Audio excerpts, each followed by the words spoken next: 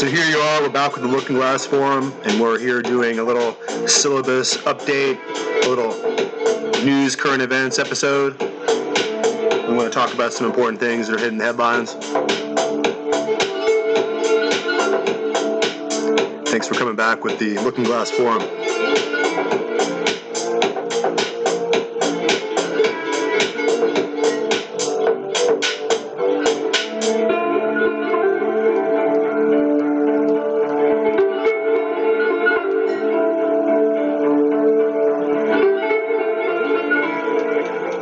So welcome back with Looking Glass Forum, and we're here to just take another interesting look at the topics of the day. The current events are rather fascinating at this point. I think we can all are forced on some level to agree that the Biden administration in its first couple weeks here is looking like a total disaster. The guy is a train wreck. He acts like a complete and total moron. He signed a bunch of executive orders that don't seem to have any kind of really any kind of gravitas or force of law or any actually real meaning at all. He seems like he's disoriented. He seems like he ought to be in the geriatric ward. So I think we're looking at the installment very shortly here of what's her name? I can't remember her name. The lady who cackles, the vice president, will soon be the president, is what I'm trying to say. So we have to look at this woman and look at her record and all be horrified with sheer terror that we might be looking at the apocalypse. I mean, virtually, there's no other way to get around it. There's no other way to really put it in any kind of nicer terms or to sugarcoat it any other kind of way. We're out here like shopping for farmland. Whatever's left over from what Bill Gates didn't get, and we're trying to look at becoming like pilgrims, like Little House on the Prairie, and that's the future outlook here as our Chinese master overlords are getting into position here. I'm looking at the headlines, and it looks as though the Taiwan airspace is being penetrated by bombers and by fighter planes from China, and this is happening. These bold moves of brinkmanship are taking place simply because they have bought and paid for with billions of dollars the Biden administration, the Hunter Biden disaster, the perverted, crack-headed stripper knocking up like the Beverly Hillbillies have finally moved into the White House. These serious low-level, low-brow, redneck class thugs and criminals have bought their way and cheated their way with the help of the Obama radicals, the Obamaites, who are looking to take power once again. And we should all be terrified by the reinstallment of James Comey and Andrew McCabe and all the slinking, lurking, criminal element of the deep state, which has been terrorizing Washington D.C. with its corruption for decades and has returned under the guise of a limp-wristed Biden administration. And so all we can really do at this point is to fight to the bitter end to see that our values and our American Constitution and our liberties and our amendments, our first, second, and third amendments. So you can imagine that it won't be long before they start to click along in lockstep and begin to move towards taking away people's guns. And for one reason or another, and you can imagine the Clintons lurking in the background, ready to, over there in the shadowy area, beyond our vision, where they can set up some kind of, false flag gun operation to begin to shoot at some elementary schools or whatever it takes. Really, whatever it takes to get it done to liquidate the American people and their rights into the dust. And I think that that's really the name of the game here. I think that the target here is the white classes of Americans who come here from Europe looking for a better life, looking to establish Baptist self-government, and that's what you see in the Declaration of Independence and in the Constitution and the Bill of Rights. You can see that there were Bible-believing white men from all over Europe who were coming here with their Calvinist type of beliefs, their Lutheran ideals, their Protestant, Baptist, Bible-believing ethos and their principles, and they set up a republic with democratic institutions that allow for the people to rule themselves. And of course, as Mark Levin likes to go on and on about, this is only possible with the people who have virtue and who have the right level of character and moral integrity in order to vote for what's in the interests of the betterment of their entire nation, not just themselves. And we have really a mafioso-style criminal class of politician in Washington, D.C., whose corruption is becoming so effete and so historic as to be written forever and memorialized forever in the stone of history, that they were corrupt beyond description. So as we move forward here, we want to point out that we have another episode of Looking Glass Forum coming up here. We're going to do part 2 of the episode Pontifex Maximus and go into some historic detail and the legacy of the occult background, the occult throne that exists behind the ancient pagan titles that are operating in the Vatican today. And so we'll go into that very interesting episode at that point. And today we really need to look at the kind of an update on the news, and we're going to do this quick little synopsis of what's happening. We're facing really dire times, and we're looking at a very disastrous situation. We can see that Biden is just a puppet of the Chinese Communist Party, the CCP, and they have successfully extricated the Trump presidency, the Trump administration out of there, and now they have full reign. And you can see that looks like Biden has some Chinese handlers that are walking around with him everywhere he goes, and that they bought and paid for this guy. They probably have the real tapes. They probably really own this guy entirely. We can't expect anything to come out of the Biden administration that's going to be anything but just pro-Chinese propaganda from this point on. We really have to wonder about the American public, who really gets the government that it deserves. These clowns, these idiotic university-going radical maniacs who have really empowered this leftist move behind the Biden administration and empowered this move towards a pro-communist and pro-Chinese government that we're looking at that's being set up here. And you can see right away that the executive orders that Biden is signing into place are complete total insanity, total anti-American bullshit. And you can see that he shut down the XL pipeline, the gas pipeline that we were building that would allow us to have more energy independence. And you can see that now this is just going to enrich the Chinese as more of this oil production goes over to China, and they make the profits.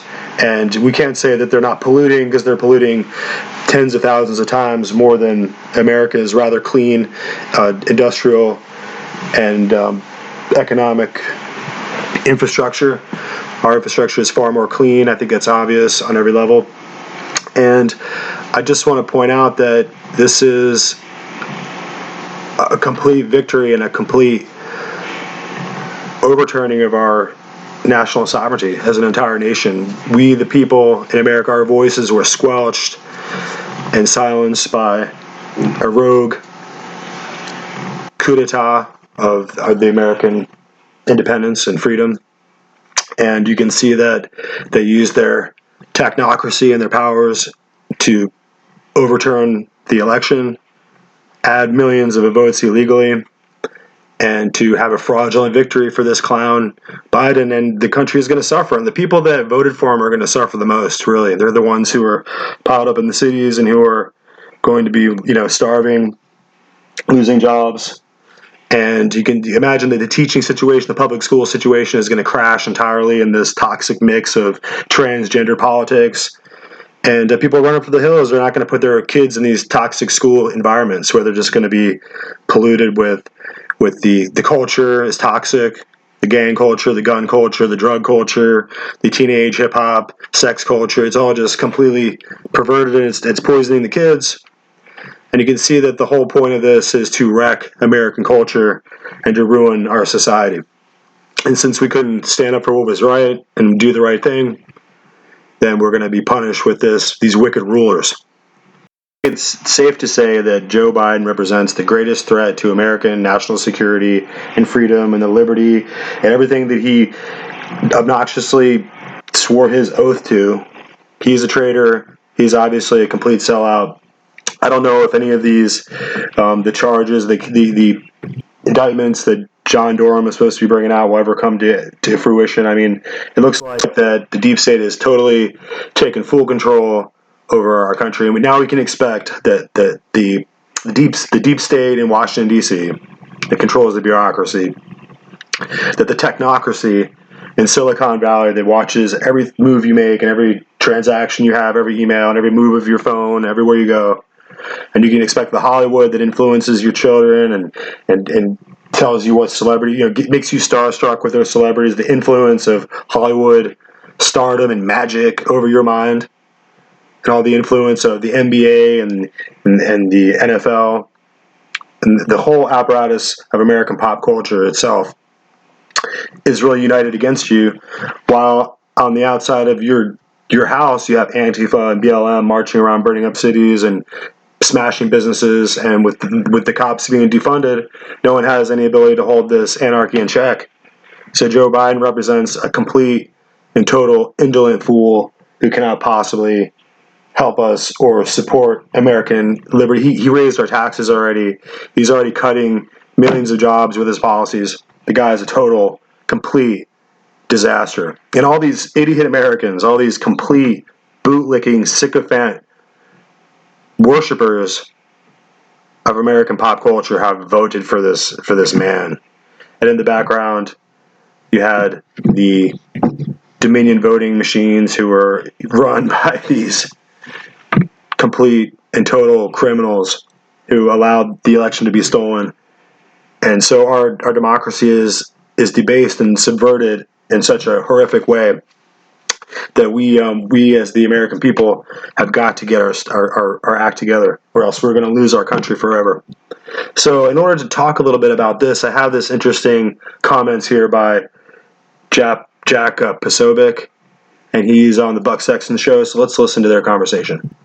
Down in D.C. to talk about what's going on there, and also, like me, he's a former intelligence community guy, so much to dig into now with this proposed domestic terrorism law and all the rhetoric we're hearing from this Biden team. Jack Posobiec is with us now. He's a correspondent for One American News, a former naval intelligence officer. Jack, great to have you back. Hey, Buck, thanks for having me on, calling in live from the Green Zone here in Washington, D.C. Tell me about it. What's it look like? I mean, everything seemed okay yesterday, although it looked like they were preparing for an invasion from, China or North Korea or something.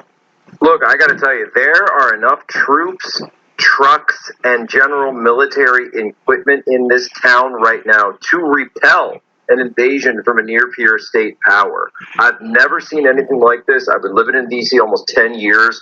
In any response to anything that's happened, and we have had attacks here, we've had protests, we've had riots all last summer, we had police attacked, assaulted, etc., places burned down, we had mobs literally running through the streets of D.C. and Georgetown going up to people. You never saw this up. The White House was attacked at one point over the summer. They didn't even put a Humvee in front of it.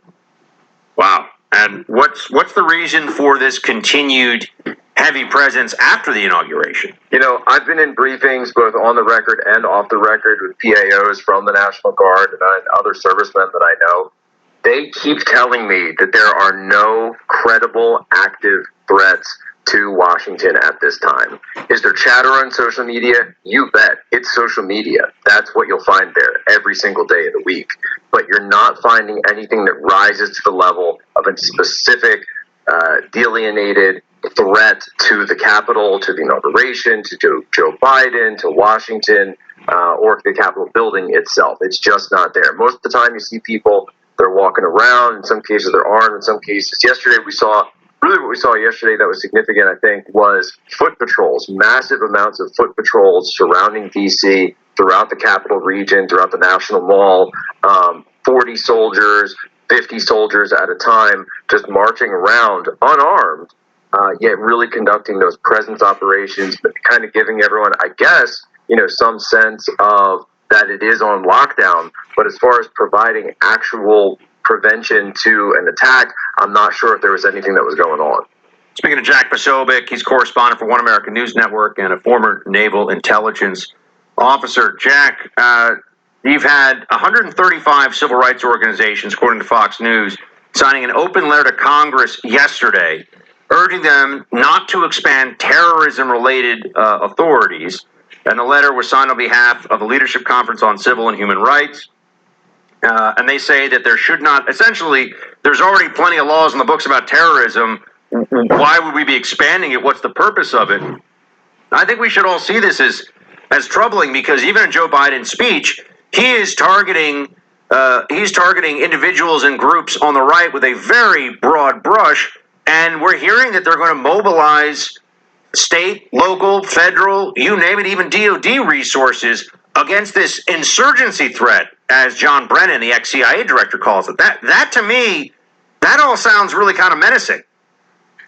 Look, I spent time in the ICB, you spent time in the IC. We know the types of tools that were used to wage the global war on terror. We know the reach and the power of the NSA, our SIGINT capabilities, our comment capabilities, everything that can be done through that. You know, we call it the magic box at Fort Meade, with everything that they can look into around the world. Those tools were not designed to be used on the domestic American populace. They were not designed to be used for American citizens. And what they're attempting to do is to widen the aperture of the authorities and allowances for those tools so that they can be turned it seems ever so slightly, but you and I know, Buck, that the minute you start widening this net, you are going to be catching a lot of people that are not involved in any type of extremism, certainly not involved in any type of terrorism or any active threat, and you're noticing this with even the same words when you're talking about the National Guard, and I love the troops, there's no question about that, but we're talking about authorities here, political leaders. When they start saying, well, we're concerned, we have concerns, and that we're going to start using flags, and what my reporting has shown out is that they're going through the National Guard soldiers, and when they're talking about this vetting process, these are the early stages of it, where when they're vetting someone, that means they're going to your social media, to your Facebook, to your TikTok, to your Twitter, whatever you have up, and they're looking for what they call indicators or flags. Well, what are some of the things that Army CID or FBI and Navy NCIS is starting to get this directive now too? They're looking at, do you like the NRA? Do you have a picture of the Gadsden flag? Don't tread on me. Have you liked Turning Point USA? The Patriot Riders, which go out for military funerals. These are all different types of things that they're looking for as just potential indicators for extremism. MAGA hats, Keep America Great hats. These are all endemic of the political opposition to the current administration. And so you've got a situation now where it's one step removed from almost declaring your opposition to all the extremists. And I think that that's what you're just mentioning, that Biden talked about in his speech yesterday. Yes, and they're certainly not going to be particularly discerning if it's something that allows them to chill the political opposition's speech to them as well, right? You don't have to lock up everybody, Jack, as you and I well know. You only have to pick a few targets here and there with these expanded authorities, and everybody else gets the message. We see that with these social media suppression campaigns, and I think we're going to see that with some of the way they try to apply the law here in any kind of expanded authority sense, which is what they're talking about. But I also want to ask you, as a correspondent for One America News, the calls for including some of your fellow journalists out there, or fellow media people, to stop carriage of One America, to stop carriage of Newsmax, and Fox News along with it, by the way. This I have not. I mean, I'm not surprised by it, but have you seen this before? It feels like they believe with the new Biden administration, this is within their sights now, to just deplatform not only their political but also their commercial rivals. Right. Once again, you've got a situation where it's yet another tactic where any dissent, any opinion that doesn't agree with them, not only, I grew up in the 90s, right? We're around the same age. I remember that we used to always say, if you don't like what you're listening to, turn the channel, right? That was sort of the Howard Stern standard. Turn the channel. You have to listen to it. But now we're told that no, freedom of speech has to be a positive, right? They call it positive freedom, meaning that you have to take away the speech that you don't like, that you disagree with. This, again, is going to lead to a chilling effect in American political discourse, and you're already seeing that now today, where people are taking down pictures on their social media. They're making sure to be very quiet around the workplace, so they don't say anything that makes anyone think that it could trip their sensibilities, taking off Trump bumper stickers. You are getting to a situation where what you are essentially doing is that you're ending any meaningful opposition to the left in America. Speaking of Jack Posobiec, One America News correspondent and former naval intelligence officer, and Jack, I want to know what you think about the fact that we saw violence yesterday in America from leftists, unsurprisingly, attacking cops and buildings, including even the headquarters of the DNC in Portland. There was also a dust-up in Denver. So we had a couple of places where there were effectively riots, and the one in Portland really targeted immigrations and customs enforcement offices. But isn't it? Well, I want your take, actually. Just tell me, what do you think is the message that Americans should take from the fact that you're there in the so-called green zone in D.C. with 30,000 troops or so deployed for a quiet and peaceful day in D.C., and it's actually leftists out in Portland who are trying to burn things down and intimidate federal officers? Yeah, I mean, it's really amazing that, Joe Biden and John Brennan and all the rest of these guys want to actually do something about domestic terrorism and insurrectionist groups. Boy, I've got a whole list for you of groups, starting with Portland. Then we go to Seattle. We go to the people that were perpetrating Chaz that have still to this day not been arrested and locked up. Actually, they got one of them in Tallahassee, Florida, because he had traveled up to Chaz. He's calls himself a YPG sniper because he went over to Syria and did training. These individuals, and I made an entire documentary about this. You can go to antifamovie.com and watch it. I brought in people from the left. I brought in people from conservatives. I brought in Black Lives Matter people who all said that this group, Antifa, what they do, they are insurrectionists, they are agitators, they are inciters. They want violent overthrow of the U.S. system. They are not Republicans. They are not Democrats. They want to overthrow our system, the entire status quo. So no, of course, they are not supporters of Joe Biden in the same way that they were not supporters of Donald Trump or Hillary Clinton. They represent something far, far outside the political mainstream. And this is key, they are taking direct action in the streets to achieve it.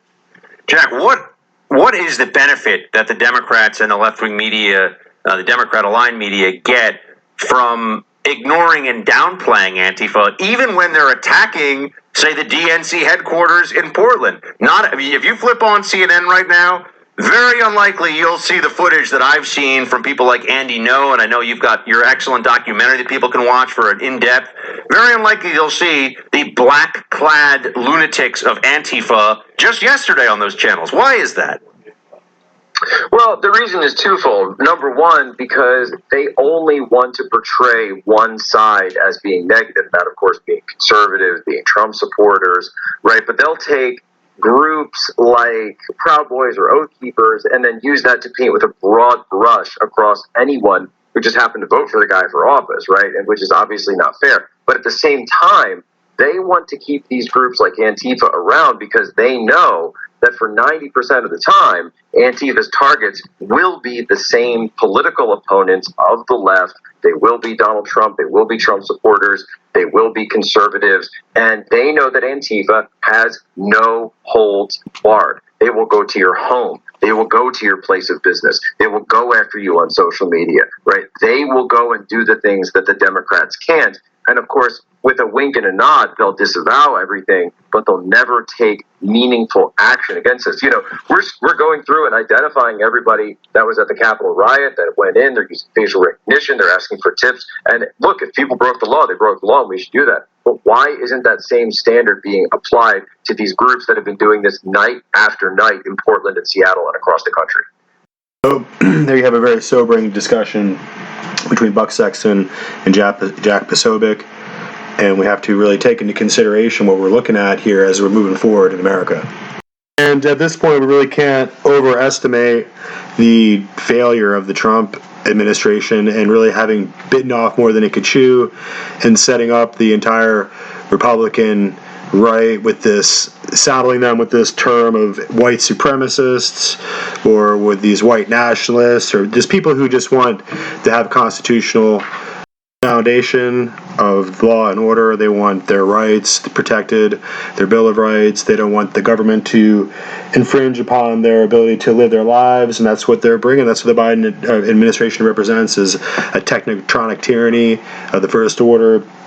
And these huge companies, these tech companies, have been in China, operating under Chinese law, using the auspices of Chinese eminent authority to control the message that goes out to the Chinese people. So they're very well aware of isolating dissidents and shutting down religious church groups and using the power of the cell phone tyranny to control minds and to really reach into the inner workings of people's psyche to determine what they really believe and what they're likely to do, and what the presuppositions of their belief systems and their deeply held traditions are where will lead them ultimately. And that's really what they're all about. They're really just trying to peer into the human soul, make everyone into a state robot who receives the state line and the state propaganda. And that's what they're going to cultivate, and they're going to have a culture of absolute obedience.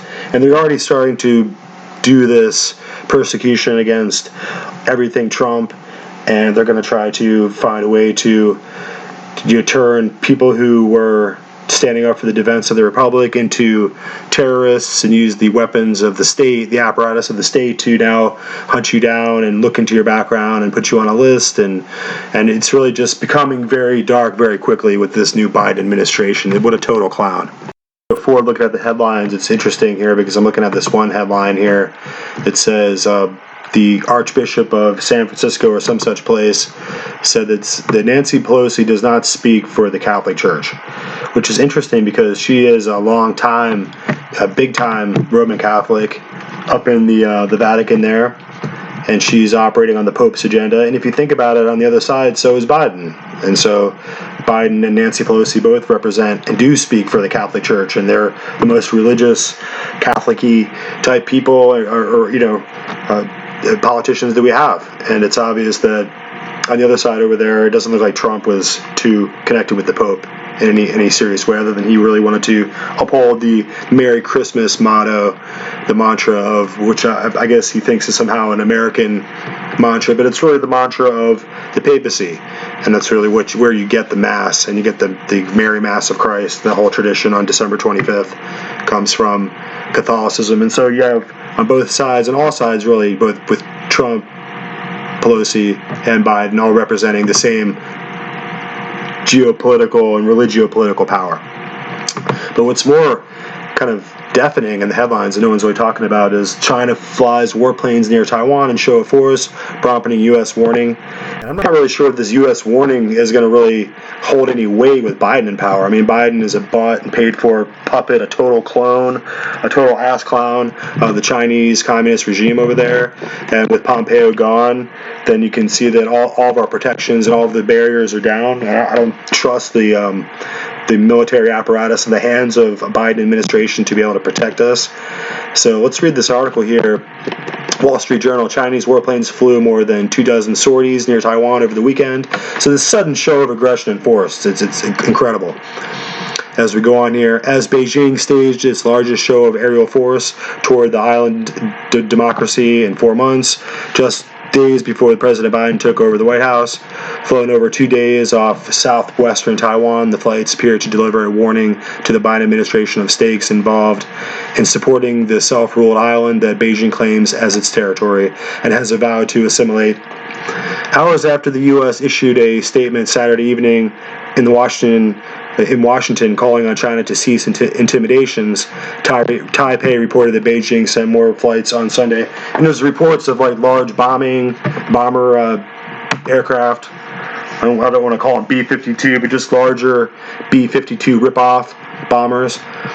As we look through the headlines, we're going to see more about how they're starting to use unmanned drones and starting to use weaponized drone activity.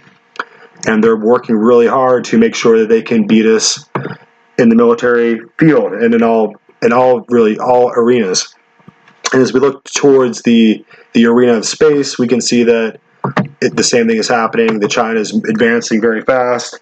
The Biden administration represents a total trip and a collapse of our American pursuit of hegemony in space. We can expect that our plans will be sold out. All of our new technology will be ripped off and sold to the highest bidder by these frauds and these spies, these Chinese sycophants, these assets and agents of the Chinese regime that are occupying the White House right now are a total collapse of our security and our military defense against the communist regime in China.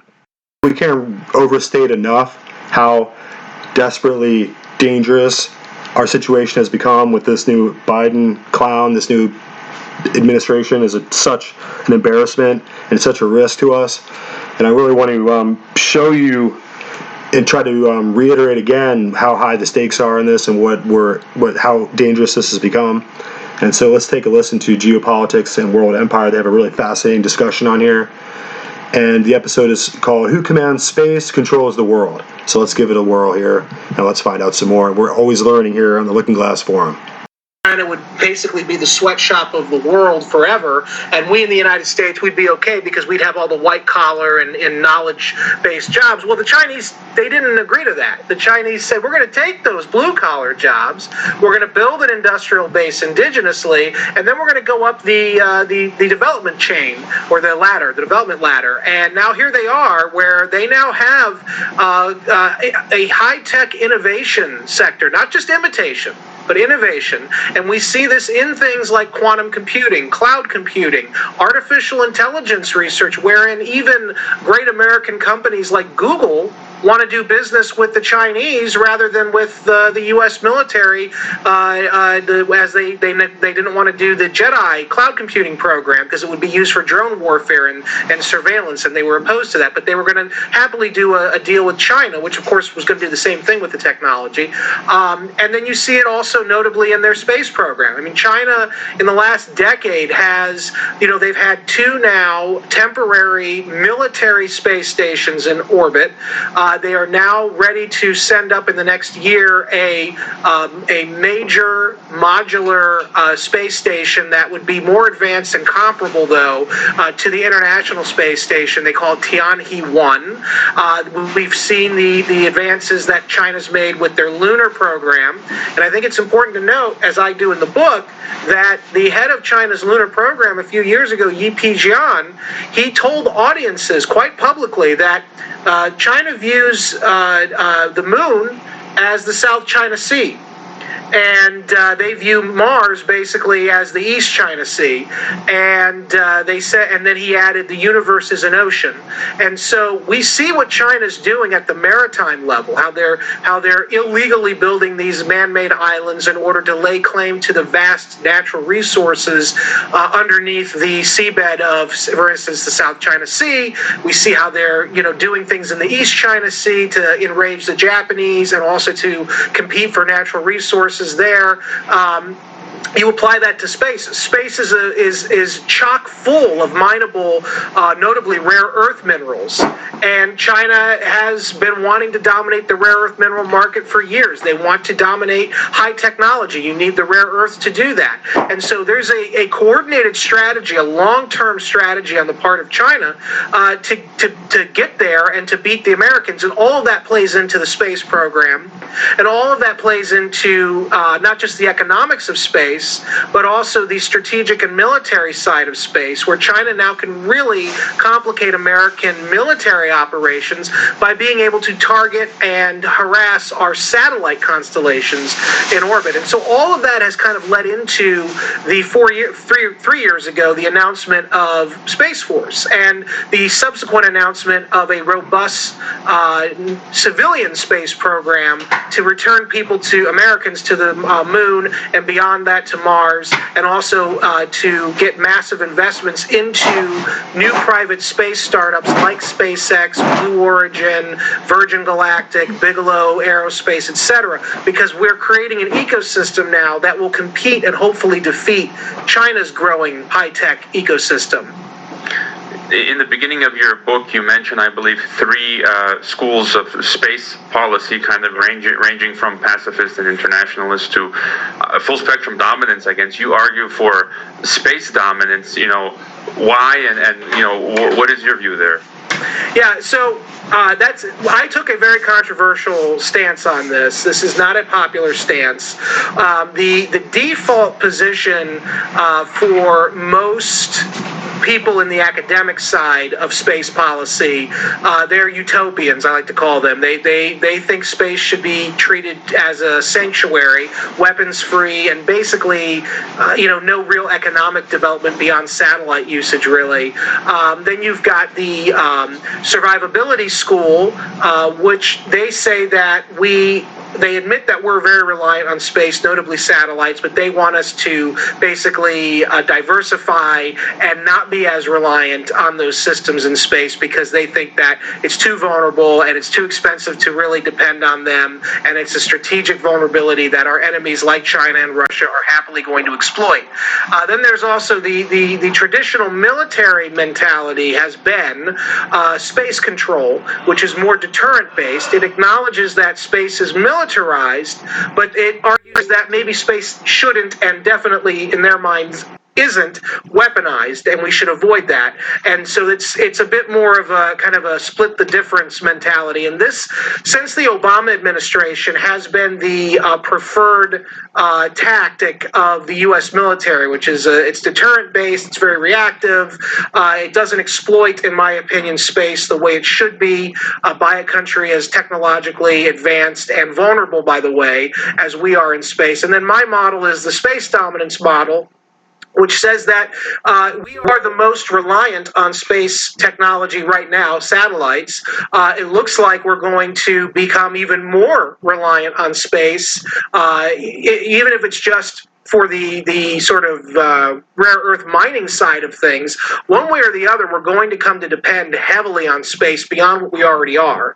And so as that reality comes in, and until countries like China and Russia and the European, all the other countries, until they become as dependent on space as we are, I say that that's an asymmetrical threat against us, and we should do everything in our power by using a robust commitment of resources to not just defending ourselves in space, but also to really dominating space so that we compel others to basically work with us in developing space rather than against us. Mm-hmm. And to talk a bit about, I guess, the military aspect, most people can visualize or imagine traditional battle spaces. We have conventional warfare on land that we've known since the beginning of time. Then there's, sea warfare with submarines and ships, and then, nuclear war with the horrific atom bombs that we have. Right. And with advancing technology, we're only now becoming aware of information warfare. In fact, I'd argue that most people today still do not understand that they are in the midst of a, serious information war. Oh, yeah. And this leads us to to the battlefield in space, as you've been kind of discussing. And for most, I think it's hard to visualize. What does a battle in space between adversaries, say U.S., China, Russia, look like? Yeah, well, this is a great question. And so first of all, I think it's important to understand, in the 21st century especially, the United States military it's not just a land or a navy or a air force or a cyber power. It is all of the above. And all of those terrestrial domains, they rely on space, the satellites in orbit, to augment and project power. And so our enemies have figured this out. And they've looked at it and said the satellite architecture as it exists right now for the Americans is their Achilles heel. For $10 or $15 million, China or Russia can use technology really from the 1970s, anti-satellite technology, to either launch a missile from the ground or from an airplane up into space, track and destroy American satellites in orbit, or they can use lasers. China's really building out this capability, the laser capability, to temporarily blind and disable American satellites, and in the time frame that those satellites are blinded, China will then make bold moves in the other terrestrial domains, like say invade Taiwan, where we don't have over-the-horizon capabilities at that point because they've blinded our communications, our surveillance, our nuclear command and control strategies for our nuclear command and control systems, for instance. Russia has similar designs. Russia's also really, and China's starting to do this as well. Russia's been developing co-orbital satellites, what they used to refer to as Istrebitel Sputnikov. And these are technologies that basically, they're very rudimentary. They're small satellites that are fast-moving with grappling arms, something like a 1970s Moonraker James Bond villain. And they literally tailgate our bigger, unwieldy, sensitive, essential satellites in orbit, and at a moment's notice can clamp on and either rip the insides apart physically or can physically push our satellites out of their orbit. And it'll take some time for our people on the ground to figure out what exactly is going on.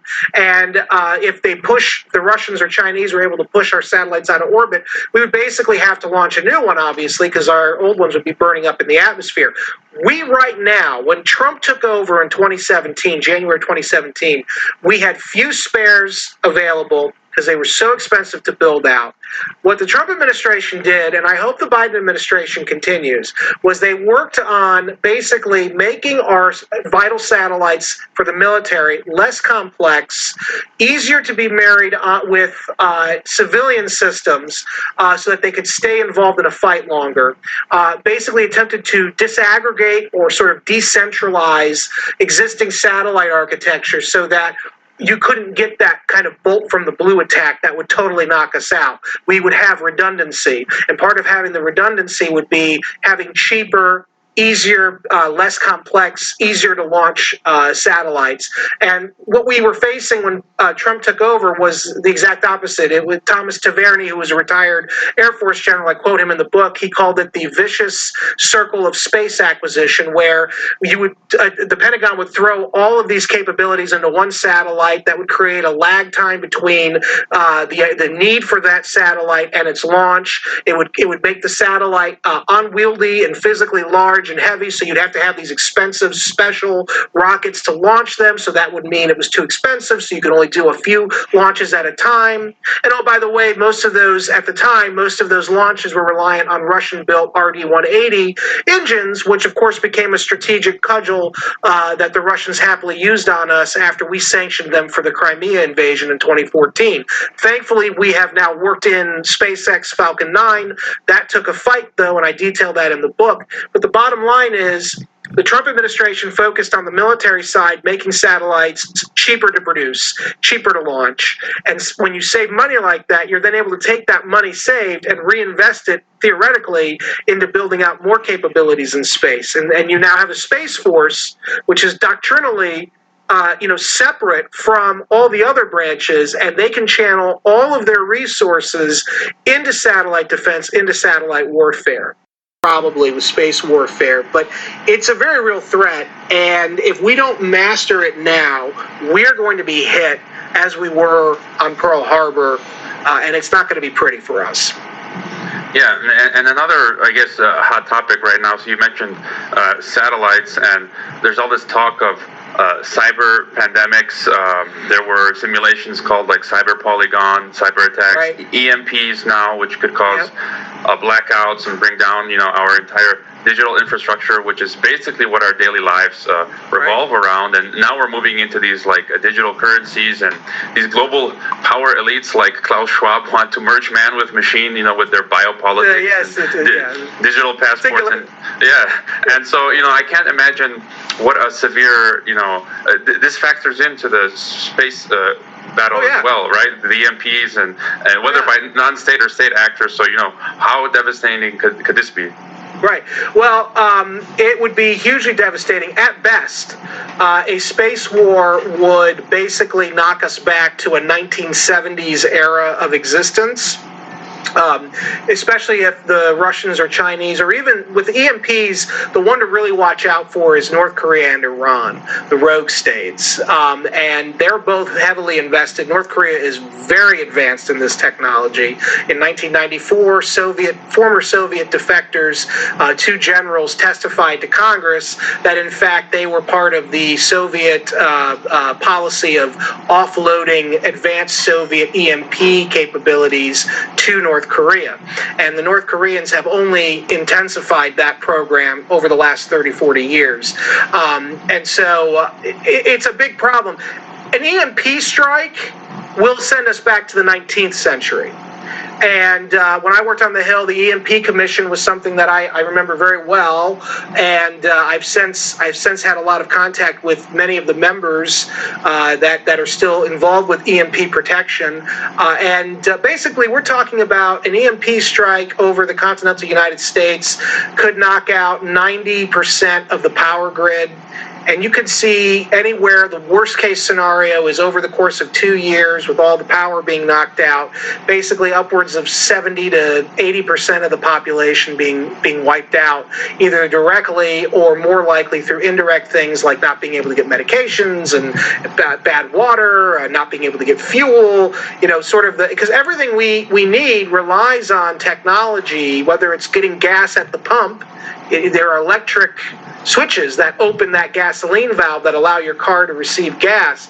EMP would knock that out. There's no manual override. We become so dependent on the technology, it's insane. We could be seeing things like mass rioting breaking out in the cities.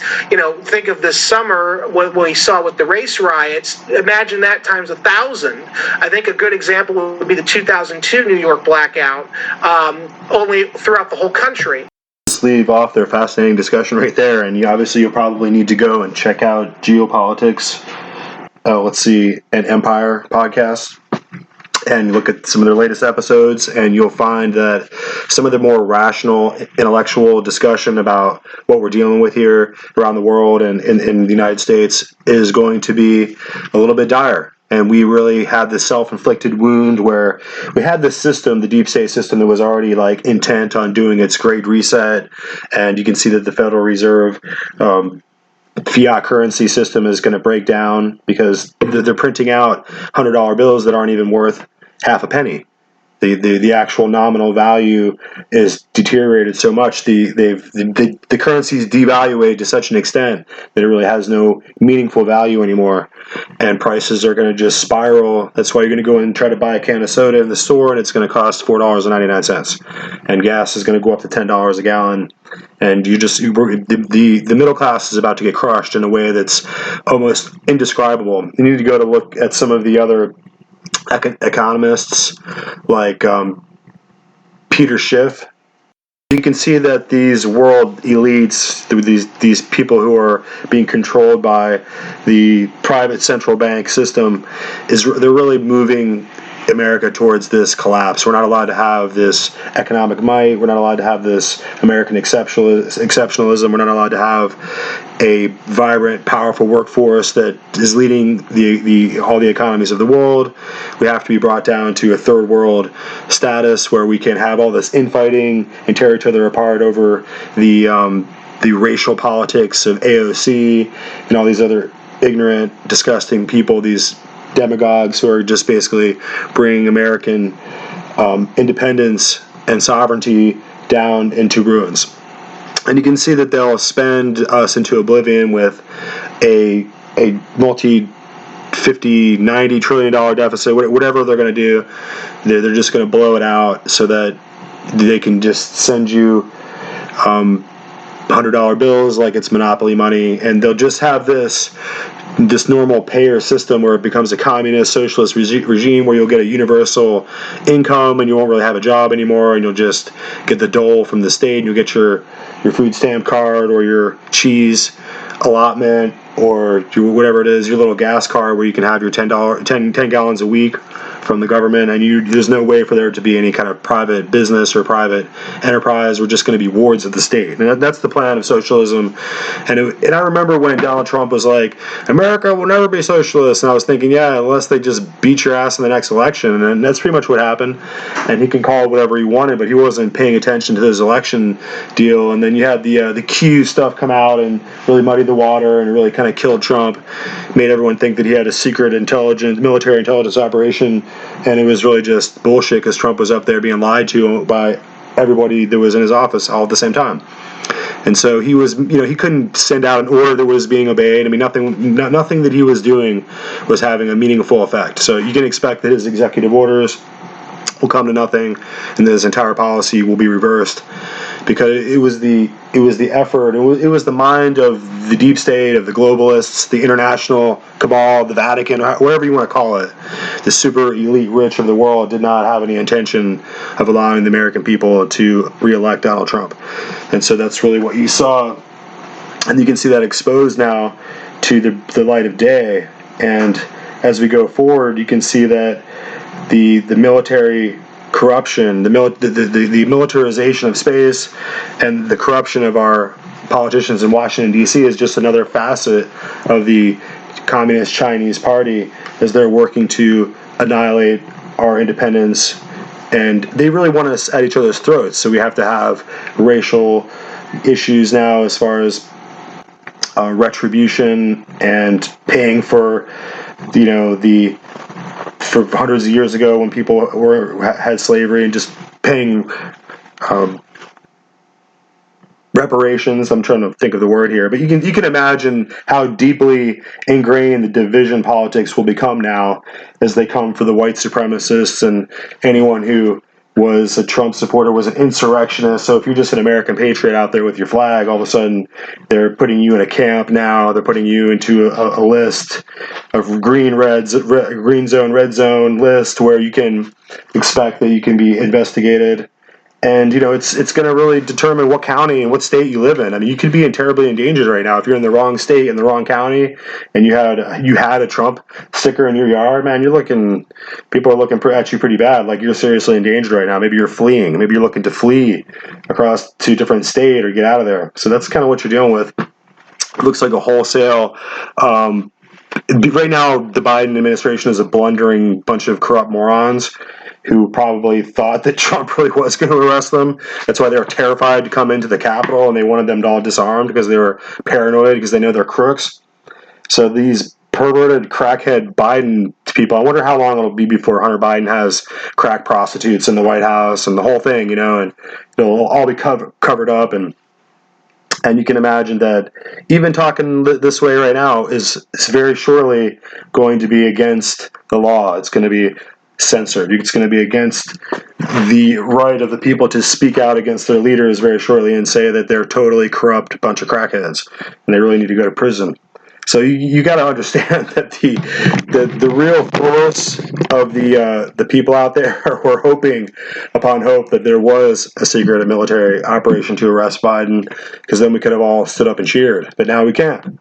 So now we have to recognize the dire dilemma that we're in. We're in the hands of the international left and the international communist movement that's being funded by the military auspices of the Chinese Communist Party, as they move in now to the wall of protection, the security apparatus that Trump was building, protecting us against China, is now going to collapse. And you can see in the article that we read earlier that they're already starting to put bombers and fighter planes into the Taiwanese airspace to basically symbolize that they're going to take them over, and Biden and there's no military, there's no generals with any balls they're going to be able. They couldn't stand up to the false fraudulent election, and they couldn't support Donald Trump.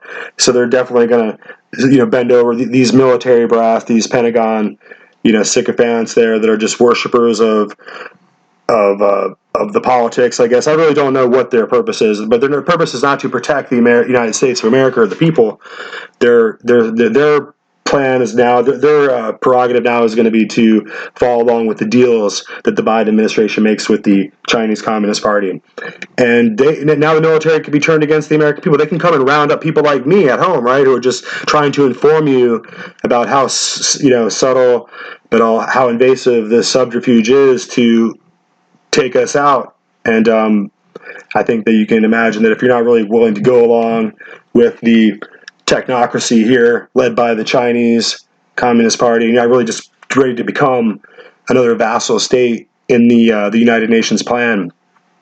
If you're not really willing to go along with the United States being subsumed into a North American Union, then you're going to get sent to a re-education camp to get reprogrammed. I mean, and all the power that the Trump administration couldn't muster, the truth is that the Biden administration will find a fascist military power, martial law power behind him that's ready to go ahead and advance his program of socialism and pro-communism autocracy and run it roughshod over the heads of the American people. And you can imagine that they'll march these National Guard out in the most sickest way. You mean John Brennan and James Comey, the whole sick, corrupt gang is back. And if you think that they won't use the American military against the American people, then you have lost your mind. You have another thing coming. Better wake up out there. In order to make matters even more grim and to make it more dire, but on this program, we need to speak the truth, and we need to really push past a lot of the propaganda and a lot of the disinformation and the different platforms of control and information control that are out there, disinformation. And we have, like we were talking about before, there's obviously a lot of programs out there meant to inform the American people in an incorrect way and really get you on a tangent in order to lead you away from productive use of your time.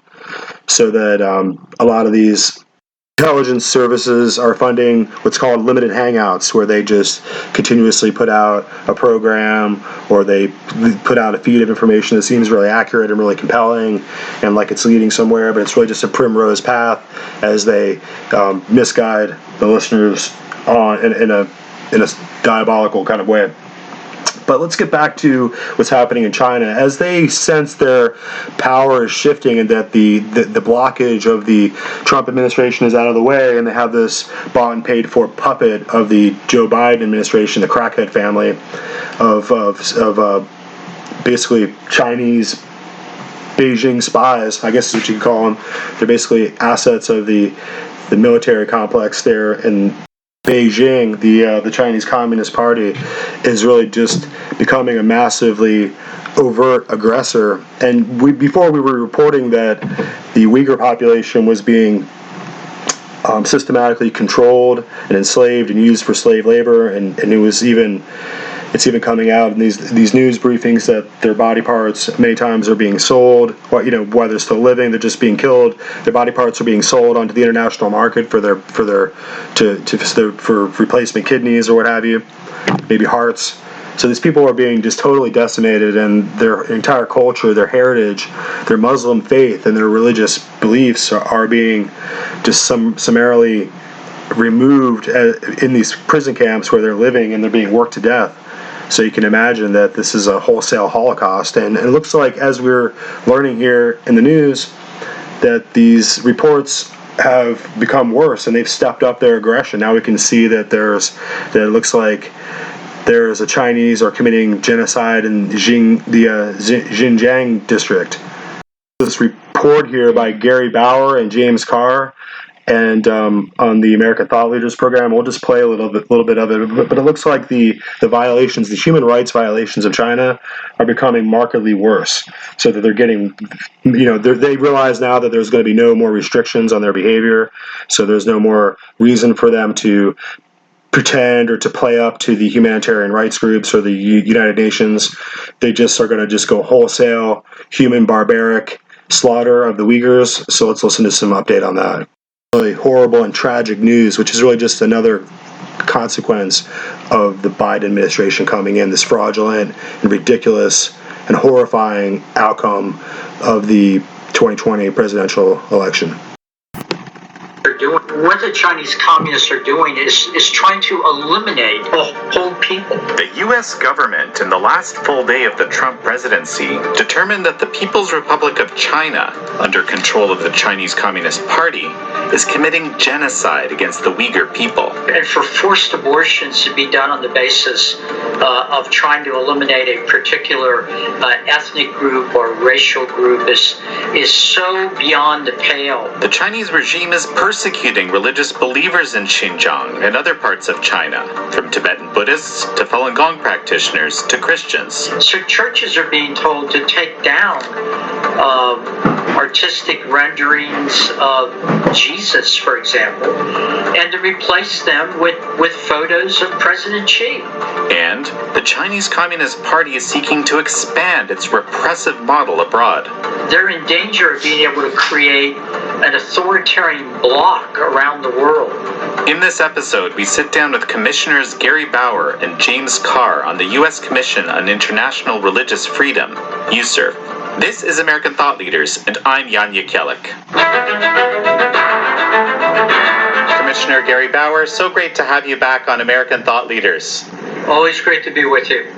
Commissioner Bauer, it's been almost 2 years since we spoke last. We're kind of at a historic moment, at least to my eye right now. The U.S. government, the State Department, has designated the treatment of Uyghurs in China as a genocide. I frankly didn't expect the U.S. government to ever designate any activity by the Chinese Communist Party that way. And it's a very welcome moment from my perspective, but I would love it if you could tell us, what is the real significance of this? Well, let me just say first, from the standpoint of the U.S. Commission on International Religious Liberty, that news from Secretary Pompeo was greeted with great glee. We've been working with the State Department and the White House for some time now to try to get that designation. And I think it's very significant. Of course, Secretary Pompeo didn't do this by himself. He made the announcement, but he wouldn't have done this without consultation with now former President Donald Trump. And to their credit, the Trump Pence Pompeo administration made religious liberty, and specifically made pressuring China to open up on religious liberty and to stop violating human rights, a big part of the relationship between our two countries the last 4 years. So this really was a breakthrough. We were very excited that it happened. And it sends a message, I think, around the world to international organizations about how serious what's going on in China is with the Uyghurs, and not only with the Uyghurs, but with every other religious group in communist China. I hope it also sends a signal, if I may say so, to those here in the United States that continue to deceive themselves, who continue to believe that you can do business with China and it can be to your benefit, that doing business with China may end up changing China, when I think, as we've seen time and time again, doing business with China changes us. And I'm talking here not only about American business, which is the obvious thing, corporations that want to fatten their bottom lines by setting up factories in China and not looking too closely about whether the employees in those factories are actually real employees or whether they're people that we would call in this country slave labor. But I would also point to American universities, they continue to form partnerships with communist China. And I think what they end up doing is ultimately losing any credibility those universities have as being places that respect human rights and human dignity. So what Secretary Pompeo did in these closing days of this administration that just ended was incredibly important, and I think they'll go down in history for being that one of the things they did in the last few days they had in office. So this is, super interesting, a little bit more into the weeds here, of course, the Genocide Convention came about as a result of the Holocaust, with the idea, never again, this should never happen again. Unfortunately, we've seen genocides by that definition multiple times since 1948 in all sorts of contexts. So what is it that makes, why is the genocide, say, versus the crimes against humanity, which I guess is the next level underneath that designation, so significant? Well, essentially, the genocide designation means that the facts to our government indicates that what the Chinese communists are doing is trying to eliminate a whole people. In this case, Chinese Uyghur Muslims, to literally wipe them off the face of the earth. Now, the Chinese are being a little bit more nuanced about it than the first example that we had in the horrible event of the Holocaust, which led to a world war and even millions more people being destroyed. But I don't think there can be any doubt by any reasonable observer that what the Chinese communists are doing is so restricting the Uyghur people and intentionally setting out to take their birth rate down to zero, using all sorts of tactics that I think in a good bit of America, we still have a hard time believing that, in 2021, a country would still be capable of. But what the Secretary of State and the President have done here is say, yes, that is exactly what they're doing. It makes it very hard for any decent person, any real organization in the world that wants respect, any country in the world that claims to stand for human dignity. It makes it very hard for them to look the other way and to go into denial about what's happening once a country like the United States has made this sort of designation. So it's really a very important moment in exposing communist China, I believe. Once again, we have to just return to the facts. We have to present to you the unmitigated truth and point out to you that this is a situation that cannot stand, and that the abuses that are happening by the Chinese Communist Party to people that they consider to be worthless, to be less than human, to be subhuman, they're really just destroying this entire population. And people over in my neighborhood or in my family or in my home are not necessarily Muslims, but we have to stand up for the defense of these particular people and their belief and their right to have their own independence and their own freedom and to have their own lives. Because if we don't, then you can see that these policies that are coming in a global way, not just in China, but these are becoming globalist international policies that are starting to subjugate the world, just like how you have to go wear a mask in the store, even though it's completely absurd, and it's completely insane, and it's ridiculous, and it's idiotic, and you feel like an idiot. You're walking around smelling your own breath, you're burping in your own face, and it's stupid, but you're such a completely terrified and powerless individual that you're going to go along with the global machinations of the state. When they tell you what to do, you obviously are going to do it. When they tell you to stamp your forehead with a number, you're going to stamp it because you're wearing your mask, you do what you're told. Okay, you have to understand that that's what's happening. These are global policies at United Nations. At the United Nations level, China is one of the big players, and they're introducing these policies, and they're being accepted by the global elite. They're being accepted, and they're bought and paid for. Politician of Joe Biden is just an example of the direction they're going to go in, and they can buy and pay for Twitter 10 times over, and all these big tech companies and these Hollywood prostitutes and all these different individuals around the world that are trying to catch the football and NFL. I mean, are we children? Are we really infantilized so much in this country that we play sport games? Guys are playing sports. You have games, and you should play ball. You throw the ball. That's what you do. That's what the men in this country do. It's pathetic. You should be ashamed of yourself that you're letting your country just fall to pieces. And you have these idiots running around with BLM socks on, and you guys are just taking it in stride, and you're allowing the engineered reconstruction of your entire country to turn you into a communist nation. And now you can look over with, disdain over at people that won't wear the mask, and you can start to look at and target those that the state and the international leader are targeting for you to target. targeting for you to look at and to hate people who are going to fight for their independence. And they've already put a huge target on the backs of the Trump red hat MAGA people. I mean, you can kind of see it coming. It's almost like you went to a monster truck rally and you bought the shirt, or you went to the WWF wrestling Hulkamania and you bought the shirt, and Hulkster was up there and ripped his shirt, and you come home and ultimately that's how these politics feel. It feels like that they're just controlling both sides of the issue.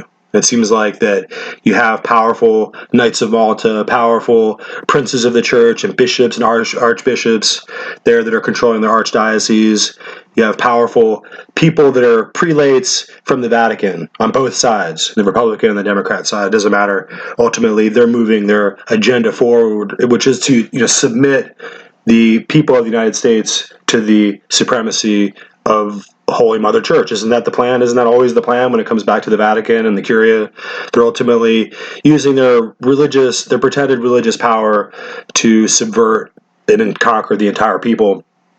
And ultimately, the warriors, the mighty men of the Marines, are directed by Joe Biden. The mighty men of the Army and the 10th Mountain Division and the fighters and the warriors of America that are so great are ultimately, getting a Santa Claus tree for Christmas and, getting their kids a stocking with a candy cane in it because they believe in Santa, because you're all a bunch of infantilized freaking nerds at this point who are Pope worshippers, and you've forgotten that the actual independence and the declaration of that independence was against the British and against the power structure of the Vatican that controlled the kings of Europe, and you forgot that we were free men, that we no longer were governed by princes or barons.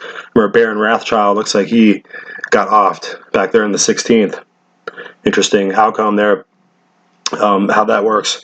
But let's just remember that here in the Looking Glass Forum, we are punching with the truth, and we're hitting hard against the denials and the lies, and we're keeping our own understanding, our own knowledge, and the truth is really ultimately the stability that you need to see through all this kind of like these dark times and these confusing psychological operations, these psyops, and all these different information and disinformation campaigns. And just like we heard on the show today, this is information war that we're in. And in order to find out what's really going on and who's really winning and what the sides really are, you need to go deep behind the headlines and to see what the real game is. And these wars haven't changed, even though it's from the 1700s and the 1800s and the 1900s, and now we're in 2000. The game has not changed. And the founding fathers had set the parameters of this battlefield and set and named the game that we're in. And the game is independence from the global state and from the autocrats and from the kings and the princes and the powers of Europe and the banking elite and the Vatican that sits behind it all. And we were set up here as Bible-believing Baptist Protestant churches, heretic churches. That's what they considered us to be if you go back to the Council of Trent. If you're a Baptist, if you hold your Bible, if you don't need the Pope of Rome anymore, it's not in your religious program anymore, kind of cut them out because you don't need to pay them or to go get their absolution anymore. You read the Bible and you have a relationship with Jesus Christ directly, and all of a sudden the Vatican has no more power in your life. Then now you're a heretic. Understand? America is a heretic country, and you can't be like, well, we go to mass, we go down to the Catholic Church. Now you're not Catholic enough. You have to understand these are ultramontane bloodlines and knighthoods and princes that go back decades and centuries, and they never went and were seditionists against the crown, right? That's what in 1776. That's what we became. We became seditious against the crown of England. And ultimately, we were in rebellion against the authority of the Pope, and that's what George Washington led. He led a revolution against that crown, and gave us our freedom and our independence here in this republic of free men, of self-government and independence and freedom and liberty for all. You see, that those are ideas that we created, and ultimately, the battle of China, the war of the Vatican, the war of the European Union, the battle is against the free people and the free men of the United States of America. And ultimately, you have to recognize that triangulation has taken place between the United Nations, between pop culture, between the big corporations, big tech companies. They're all looking to ground out and to silence all opposition. So with that, we're going to end this episode. So we'll call that a Syllabus Journal entry, and we will be working hard over here at the Looking Glass Forum to keep you up to date on what's going on in the world. And it looks like the presence of a new Biden administration has caused a dangerous situation on the battlefield for America, and it looks like that the hostilities with Taiwan are heating up. We no longer have a reliable defense in the White House against the aggression of the Chinese Communist Party. So the CCP is going to have even more dominance in space, in missile warfare, in the cyber arena. And so these threats are very real. The consequences for Trump not standing up for his win and not defending the presidency and not coming to the defense of the American people by kind of rooting out this fraudulent nature of this Dominion voting systems and all the scamming that went along all these districts all throughout the United States. The entire country has been corrupted. So we're looking at a terrible outcome for the people. And ultimately, all these useful idiots that are being used, and there are the Biden supporters that are really just empowering the Chinese Communist Party for socialist reasons because they think that they'll get some money from the government or pay for their student loans, or these Antifa nutcases. I mean, this is the end of America, guys. This is the end of an era. This is an end of the Constitution. This is a post-constitutional time when really law has no meaning. You're going to get arrested because you're the little guy, but the people that can bribe the political officials, the people that can say the right things, that mouth the right words, that toe the political line, they're not going to get arrested. Antifa and BLM, they're not getting arrested, but they're hunting down. They want to know even if you went to the Capitol, even if you didn't go and storm into the Capitol building, but if you were even at that protest that day, they want to know. But the people that are burning down buildings tonight in California, this very night, they will get released. So the system of justice in this country is totally corrupted and perverted. It's time for you to stand up and for you to unite and to work with somebody. You have to believe somebody. You have to work with some group. You have to be able to stand by your neighbors and your community and to be able to build back. Is that Joe Biden's term? Take back. We need to take back our country, guys. So until next time.